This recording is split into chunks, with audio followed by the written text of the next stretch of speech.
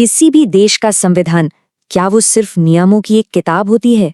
नहीं, असल में ये एक जिंदा दस्तावेज है। एक ऐसा दस्तावेज जो देश के साथ साथ बड़ा होता है, बदलता है और वक्त के साथ खुद को ढालता है। तो सवाल ये उठता है कि कोई भी देश अपनी नींव की इस किताब को 50 साल से ज्यादा के समय में कैसे बदलता है, ये समय के साथ कैसे अडेप्ट करता है। चलिए आज इसी सफर को थोड़ा करीब से देखते हैं। तो हमारे सामने ये जो संशोधनों की एक लिस्ट है, इसे सिर्फ एक लिस्ट समझना गलती होगी। असल में ये भारत के विकास की कहानी है। हर एक संशोधन एक टर्निंग पॉइंट है और आज हम इन्हीं के जरिए भारत की संवैधानिक यात्रा को समझेंगे। तो हमारी ये यात्रा कुछ खास पड़ावों से होकर गुजरेगी। हम शुरुआत करेंगे 1951 से, जब पहले कदम उठाए गए।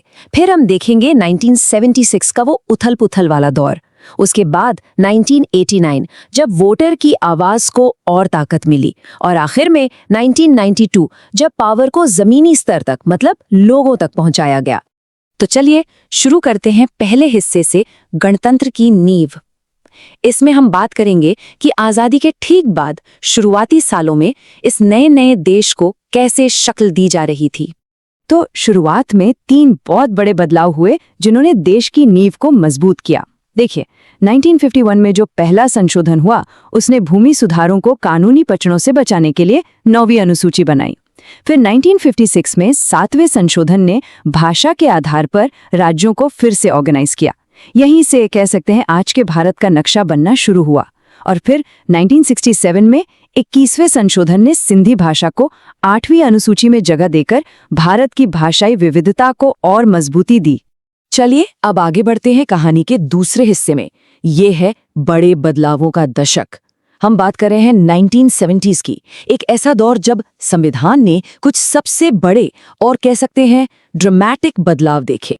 और ये वाकई एक बहुत बड़ा टर्निंग पॉइंट था। 1971 में 24वां संशोधन आया और इसने संसद को ये पावर दे दी कि वो संविधान के किसी भी हिस्से को, यहाँ तक कि मौलिक अधिकारों को भी अमेंड कर सकती है। मतलब इसने न्यायपालिका और विधायिका के बीच जो पावर बैलेंस था, उसे बदल कर रख दिया।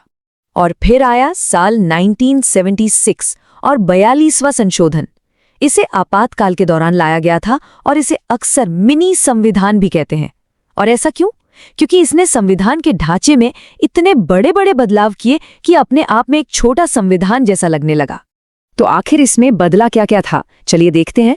प्रस्तावना में समाजवादी और धर्मनिरपेक्ष शब्द जोड़े गए।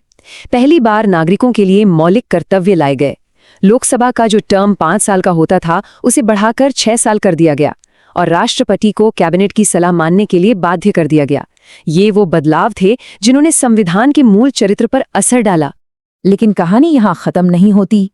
आपातकाल के बाद 1978 में 44वां संशोधन आया और इसका मकसद बिल्कुल साफ था। 42वें संशोधन के जो विवादास्पद बदलाव थे, उनको पलटना और संवैधानिक संतुलन को दोबारा बहाल करना।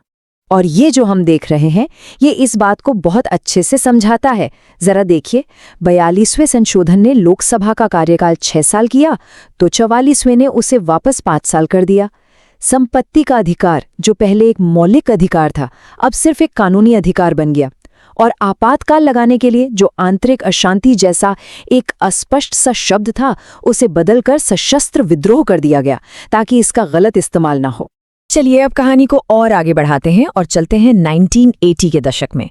यह है तीसरा हिस्सा, वोट की ताकत।